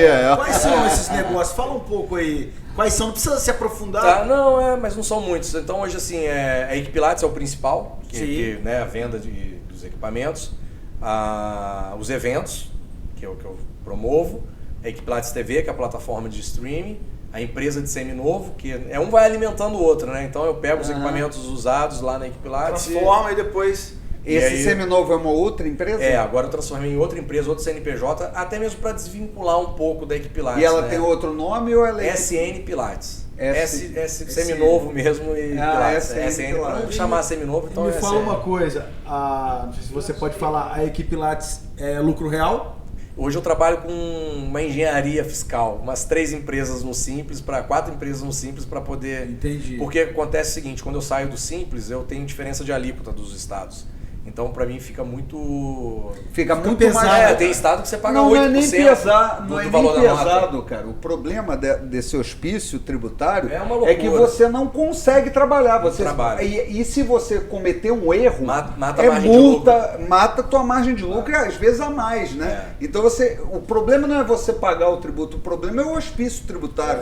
Cada lugar é uma alíquota. Por isso que existem empresas especializadas em dar consultoria de como você pagar menos imposto, né? Então foi uma forma que a gente encontrou. Ou como você racionalizar o teu imposto, né? Otimizar de forma legal. Racionalizar. Tem indústrias que é melhor estar no Simples, tem uma empresa no Simples para ter só os funcionários e outra no lucro real para fazer, porque tem benefício, né? Então assim, no nosso você caso, tem que fazer aí você foi o melhor estudo que a gente Você é indústria. Sou indústria. E você trabalha, vamos dizer assim, e aí sim, nesse estágio você precisou de uma consultoria muito mais pesada, né? Tributária contábil mesmo, também, né? Contábil e tributária, para que você pudesse andar nesse pântano assim. Qual é a maior dificuldade? Isso que eu queria saber. Qual é a maior dificuldade que você vê dentro da tua área de empresariado? Hoje, qual a maior dificuldade? Eu acho que hoje é um momento que está todo mundo passando, que é a burocracia para tudo, né? Seja nessa loucura fiscal, tributária, ou até mesmo os bancos hoje em dia, né? Depois que desse monte de crise, hoje para você ter, apesar que no governo Bolsonaro a grana rolou, né? A gente sabe aí, né? Mas o que aconteceu? Quem pegou. Teve Pronamp aí 2 vezes, então, 3. Mas eu não consegui, eu não tive acesso. Mas foi por conta da pandemia. Foi. Mas hoje para você pegar um empréstimo, tipo um BNDES para te impulsionar, você vê lá que o BNDES dá milhões. Mas você vende pelo BNDES? Não. Nunca conseguiu vender através desse... Antigamente as pessoas procuravam bastante, hoje em dia você já não vê tantas pessoas. Eu nem credenciei, mas eu perdi, né? Porque vem porque lá tinha, e atualizei. Tinha esse negócio de você... Cartão BNDES. Cartão BNDES para comprar. Caiu muita procura. Então assim, hoje, né... Você teve acesso ao Pronamp? Tive, mas não o que prometeram. Porque era 30% do seu faturamento. Ou até 150 mil reais, eu acho. Não, dava 30%, você podia dentro do Simples, achei que tinha um teto. Chegava a 1 milhão, vinha uma cartinha pronta do governo. Você pode pegar 1 milhão e 50. Eu achei que tinha um teto. Não, aí depois os bancos limitaram a 90 mil reais a Caixa Econômica. Então o banco quer trabalhar melhor. O banco é que segurou o fluxo. Para não, senão ia acabar muito rápido. O governo fez legal. Para mim isso é uma cartinha do governo. Você tem direito a 1 milhão e 50. O governo fez a parte dele, então. Só que aí quando eu levei a cartinha pra pegar na caixa, aí a caixa não. Se eu pegasse 1 milhão e 50, eu ia fazer o quê? Eu ia investir dentro da minha fábrica. Eu ia comprar máquina, eu ia... lógico. Já estava até com... já sabia até o que eu ia fazer com o dinheiro. Tinha um juro baixo, tinha uma carência. Essa daí são as maiores dificuldades hoje. Mas a burocracia está tudo muito burocrático, né? Não, eu fico impressionado ainda. Por mais que a gente tenha visto algumas facilidades, né, de diminuição de burocracia, acho que o Pix foi uma coisa de diminuição de burocracia imensa, né? O Pix foi um troço, é um fenômeno. Foi um tiro certo. Agora estão para fazer o Pix recorrência, tipo recorrência.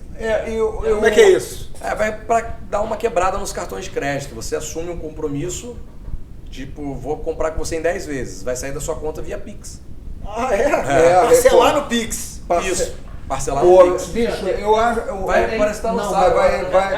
Já lançou o recorde. Não, porque é o seguinte, essas coisas, né, o que eu vejo, a grande dificuldade, não há mais uma justificativa. Eu, na minha área, porque eu estou aqui, mas eu sou arquiteto e tal, eu tenho que trabalhar com aprovação de projeto e normalmente em prefeituras. Cara, é assustador. Eu acho que isso atrasa o crescimento. É para atrasar mesmo. E o negócio é feito para atrasar. Não, eu acho que é feito porque as pessoas, a gente tem uma mentalidade, o problema é uma mentalidade cultural de querer controlar tudo. As pessoas não têm muita liberdade. Empreender é uma coisa que você precisa de liberdade para empreender. Toda vez que você vai criando todo tipo de barreira, porque já é difícil você fazer alguma coisa, né? Você sair da inércia e começar um negócio é muito difícil.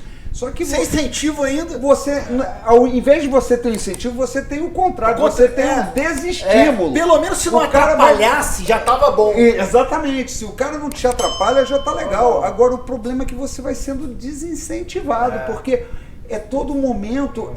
E outra, aqui, como outro dia eu vi um cara falou uma coisa certa, assim como o alemão gosta de fazer palavra, no Brasil gosta de fazer lei. As pessoas a todo momento gostam de criar uma norma, uma lei, aí você fica maluco. Esse negócio também, eu não sei como é que é na tua história, isso é muito dinâmico, né? Porque quando o cara fala assim, não, eu equacionei o meu troço, você equacionou para aquele mês. Porque você tem que estar sempre ligado que sempre sai uma norma nova, sempre sai uma história nova. Eu me lembro, inclusive, eu conheci o diretor da Química, o Marinho, da IQR. Ele uma vez chegou para mim, eu fiz um trabalho para ele e tal, fiz uma reforma de um apartamento dele e fiquei amigo dele. Ele me convidava de vez em quando para ir lá na IQR. E aí uma vez eu perguntei, cara, como é que é o negócio aqui e tal, como é que você lidar aqui com a fábrica e tal, é fácil e tal de levar, como é que administra um negócio desse tamanho e tal? Ele falou, Renato, eu aqui é o seguinte, eu vou te falar uma coisa que você não vai acreditar, eu tenho mais contador na minha fábrica do que químico.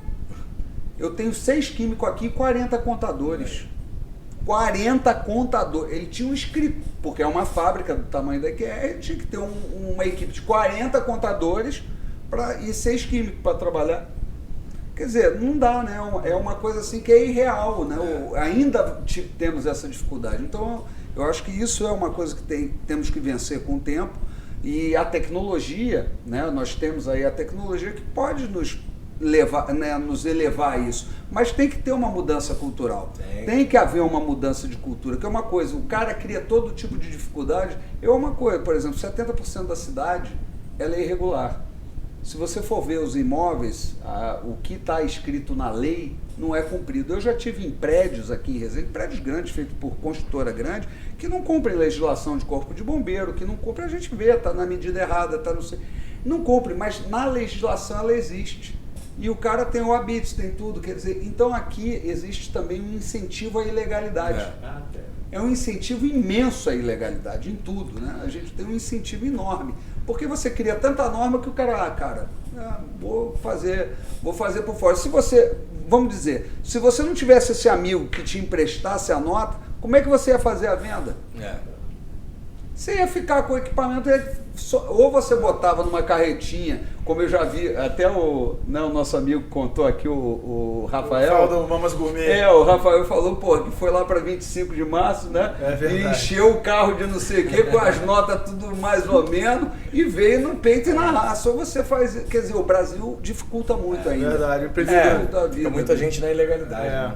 E, assim, conta pra gente aí, pra gente saber, até pro público, pros empreendedores, você tem alguma primeiro saber se você tem alguma coisa para fechar, para poder falar para as pessoas, e o que você falaria para os empreendedores hoje? É isso aí. Qual conselho que você daria para a galera, assim, que você passou? Conselho não se dá, né? Conselho é uma coisa... né? Eu acho que pela minha história, de tudo que eu passei, eu acho que o segredo é nunca desistir, né? Não tem essa de, tem dias bons, tem dias ruins. Não tem plano B, né? Não tem plano B, é plano A, porque assim, você já tá ali, você já começou o seu negócio. O plano A dá certo, né? O plano A dá certo.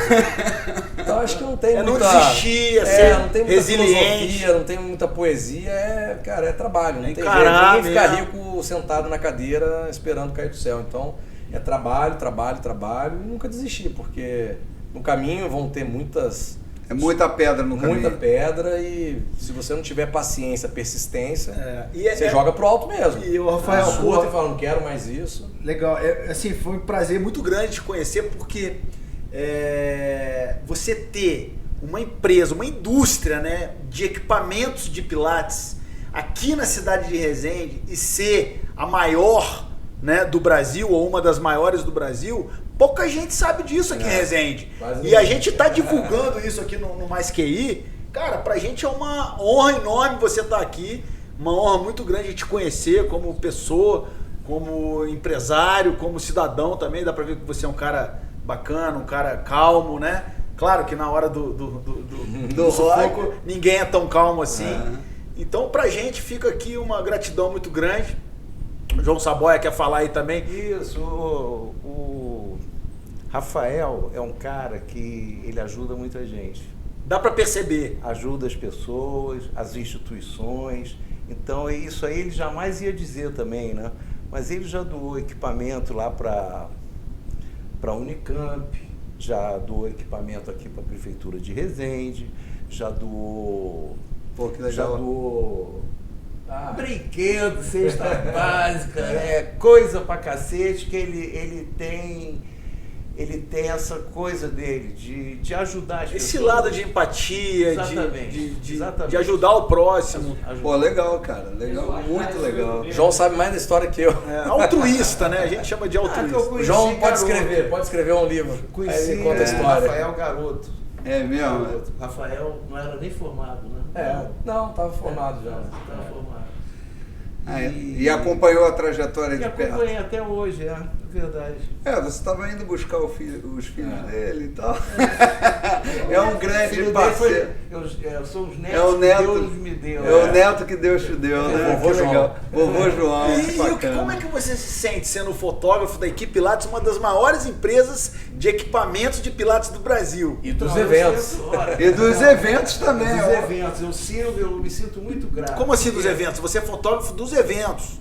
Também. É isso que eu tô falando? Os gringos tudo usa as fotos. Igual você usa foto do perfil, os gringos, a maioria usa as fotos. O cara chega lá, o cara o melhor do mundo.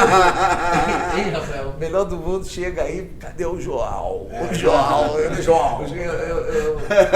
sou muito grato ao Rafael, porque o que aconteceu? Enquanto o Rafael está colocando equipamento brasileiro vamos dizer, em 12 países, eu estou colocando fotografia. Em 12 países. Equipamentos brasileiros e resendenses. Isso é importante a gente falar, cara. Porque o nosso programa é em Resende, é feito em Resende, foi criado em Resende. As pessoas não dão muito valor a Resende. Por ser uma cidade...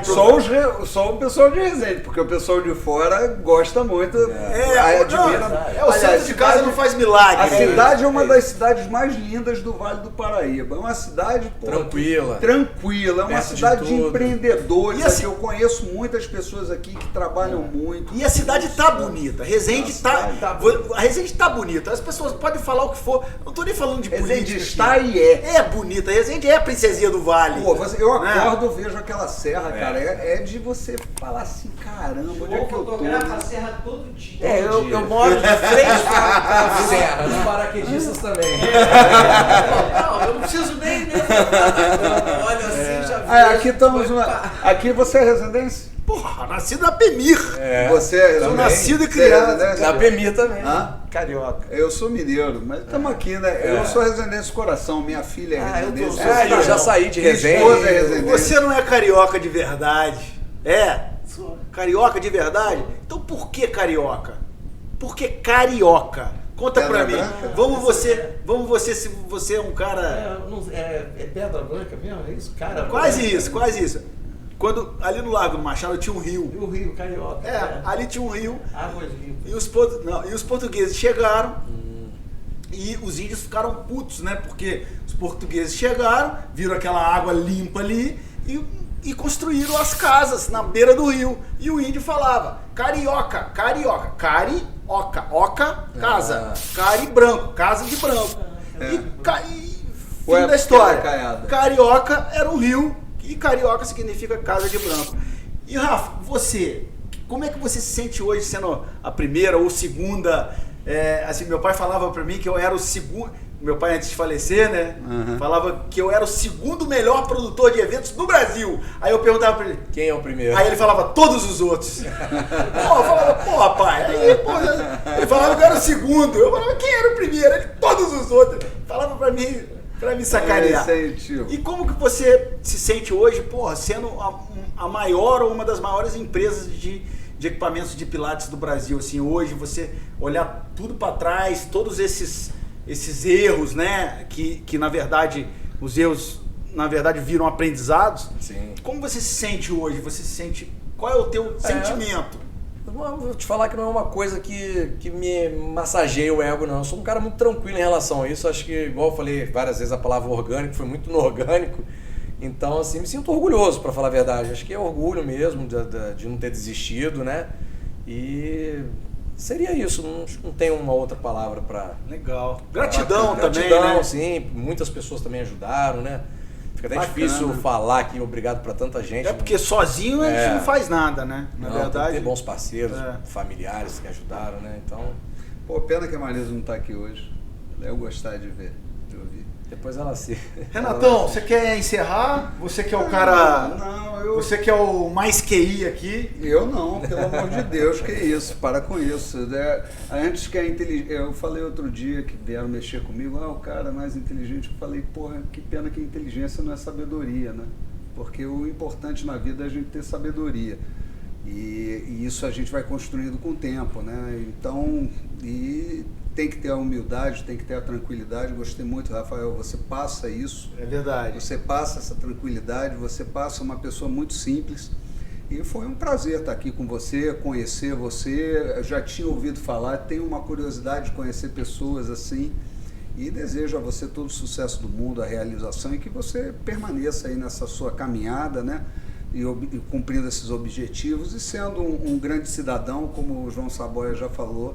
E você continue assim. Pô, eu estou muito feliz. Mais uma vez, eu me sinto vitorioso por estar aqui nesse podcast com mais uma pessoa fantástica que a gente venha conhecer e trazer essa pessoa aqui para o conhecimento de todos vocês aí que estão acompanhando esse podcast. Beleza, e queria finalizar aqui agradecendo a nossa equipe, né? A Marisa, que não está aí, ao Edgar Ziller, né? Que Edgar, faz parte da nossa equipe, tá aqui diretoria atrás. Técnica. Hoje temos uma visita especial também. Hoje tem a minha esposa, a Ana Júlia. A família sempre presente. A família presente. Ela fez questão de vir aqui hoje, eu fiquei muito feliz.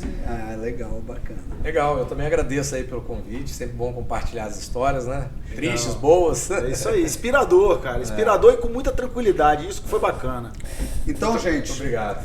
Vamos lá. Mais uma vez estivemos aqui no Mais Que Podcast com o Rafael e a Spec. Pô, espero que vocês tenham gostado. A gente, semana que vem, quem tá vindo aí?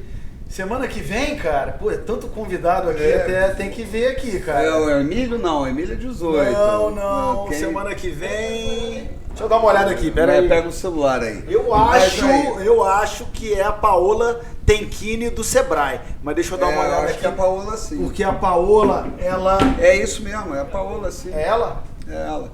A gente, tá vendo como a gente ainda tinha, vamos chamar, né, já aproveitar o final para chamar as pessoas que estão vindo, mas quem é que vem? É a Paola mesmo, né? A gente vai estar trazendo o Sebrae aqui também para ter essa conversa também mais especializada. Estamos tentando uma parceria aí com o Sebrae para ver se eles divulgam na plataforma aí, vamos ver se vai. Paola, eu acertei. Só nessa programação aqui, são 3 empretecos, né? São 3 empretecos. Aqui sim, Miguel, Edgar Ziller. Chega aí, Edgar. Isso, e Miguel, Rafael e Rafael. Aí, Sebrae. É isso aí. Se liga, Sebrae. Então vamos lá, eu só vou dar placa aqui, ó. Eu só vou dar uma repassada rápida, aproveitar um gancho. Semana que vem a gente vai ter aqui com a gente a Paola Tenquini, que é do Sebrae. Ela é super fera, Paola. Ela vai falar pra gente aqui muita coisa bacana em relação a quem quer empreender, o que o Sebrae tem de ferramentas, a parte de conteúdo, enfim. E isso na segunda-feira que vem, dia 4/7. Depois a gente tem o Gustavo Fabre, da Urban, né? Urbanismo. Grande Gustavo. Grande Gustavo, da Madeireira Pica-Pau, da .com. Gustavo Fabre. A gente tem aqui no dia 18 o Emílio, da Correta. Outro grande cara. Outro grande pessoa, meu amigo pessoal. Ele teve Nosso lá, amigo, né? Teve lá em Angra comigo, fiz um passeio de lancha com ele, super bacana, com a esposa dele, com os amigos. No dia 25/7, após o Emílio, a gente tem a Romana Diniz, a Romana da Sublime. Grande empresária também. Grande empresária. Foi presidente do CDL. Tem várias lojas pelo estado do Rio, inclusive só em Angra ela tem 5. Pouca gente sabe disso. Tem muitos empresários aqui que tem muitas lojas em Angra. Você teve passagem por Angra. O Zé Daibs teve passagem por Angra. Angra então é um lugar. O Angra é um lugar que... O Mamas Gourmet, o Rafael do Mamas Gourmet também teve passagem em Angra no Perequê. Eu moro em Angra dos Reis hoje. Tô sempre em Resende, mas moro em Angra. E depois da Romana a gente vai ter o Felipe da Wolftech, que o Felipe é um rapaz novo aí também, que está começando o negócio. Ele tem aí uma oficina de celulares, mas é um rapaz novo. É um gênio. É um gêniozinho aí que se formou no Senai aí, nessa área de robótica. Porra, ele teve que ter uma autorização especial para estudar, porque ele não tinha idade para chegar. E é um cara assim muito bacana da gente ouvir, e muito novo. E está começando aí já voando novo. E depois do Felipe, a gente já tem um mega empreendedor. Eu acho que em toda a minha vida empresarial, eu acho que eu conheci pouca gente igual esse cara, que é o Bruno Balbinotti, da Âmbar, né? Da BMB Mode Center, o Gaúcho, né? O Gaúcho. Ele foi meu sócio durante 12 anos na Mais, a gente criou a Mais junto. Ele ficou de confirmar, é o único que ficou de confirmar a entrevista, mas ele prometeu que depois da 10ª ele falou que só viria depois da 10ª. Ele é tão cheio de onda que ele só falou que Miguel, eu vou na 11ª. Brincadeira, não é cheio de onda não, o cara é simples, humilde, dormia com o pé na fogueira. E foi legal que acabou que a conversa que você teve com ele, né? O papo que você ia fazer o podcast foi o que acabou provocando a gente ir para essa linha que a gente Exatamente. Ele foi o divisor de águas no podcast, porque a gente ia fazer um podcast um pouco mais irreverente, uma coisa mais informal. Aí ele acabou me ajustando as velas pra gente ir. Falando assim, não, cara, faz um negócio específico, faz um negócio, para um público direcionado, e aí qual seria o público e tal? E acabou sendo empreendedores. E depois do Bruno a gente tem o Arthur Vicimprova, que é empreendedor cultural, artista e cineasta. Pouca gente sabe, o Arthur tem vários filmes, inclusive na Netflix. Já vi filme dele, filme de terror. Rúcula com tomate seca, tem... Eu faço parte de 3 filmes dele. Olha aí. A Gruta. A Gruta foi legal. Rúcula com tomate seco. E os dois da Globo lá que ele fez também tá. República de Férias? Não. República de Férias e o outro... Turbulência. Não. Turbulência. Aí depois do Arthur Vicimprova, que é eu acho o Arthur, assim, também um gênio, né? Ele é um gênio. Ele faz de tudo, ele é escritor, ator, roteirista. Ele é fé, exatamente. Ele é um cara... Aí depois do Arthur a gente tem o Fernando Arcanjo, da Arcanjo Painéis, né? Que agora tá com a rádio. Agora tá com a rádio 93,9. Inclusive tem um programa lá também, tem um podcast que são Os Peladeiros, que é um programa bem bacana. Esse eu quero ouvir muito, a história dele é uma história interessante. O Fernando Arcanjo também tem uma história muito boa. Já falando peladeiro aí. Legal. É o programa mais interessante da rádio. E para finalizar o mês de agosto, a gente finaliza aí com Jordani Costa, que é o empreendedor do Hot Dog do Senhor, que tem ali no... o preferido também, do presidente. E a história dele é bem bonita também, porque ele chegou a morar... dificuldades. No Alento, né? Ele chegou... Alento. Ficar aí no relento, né? Pessoas... Toda a história é uma história de vida bonita, né? Das pessoas que lutam, que correm atrás, isso é muito importante. Então, gente, semana que vem, dia 4/7, segunda-feira, às 18 horas, Paola Tenchini, do Sebrae. É uma entrevista, um bate-papo muito bacana, muito aprendizado, principalmente para quem quer construir e montar teu negócio, tá bom? Aí, gente, então até a próxima. Segunda que vem estamos aí com o Mais Que Podcast. Valeu, abraço galera. a todos. Até Valeu. a próxima. Fechou Fazer aí? a foto oficial? Agora tem fotógrafo oficial, né? É. O cara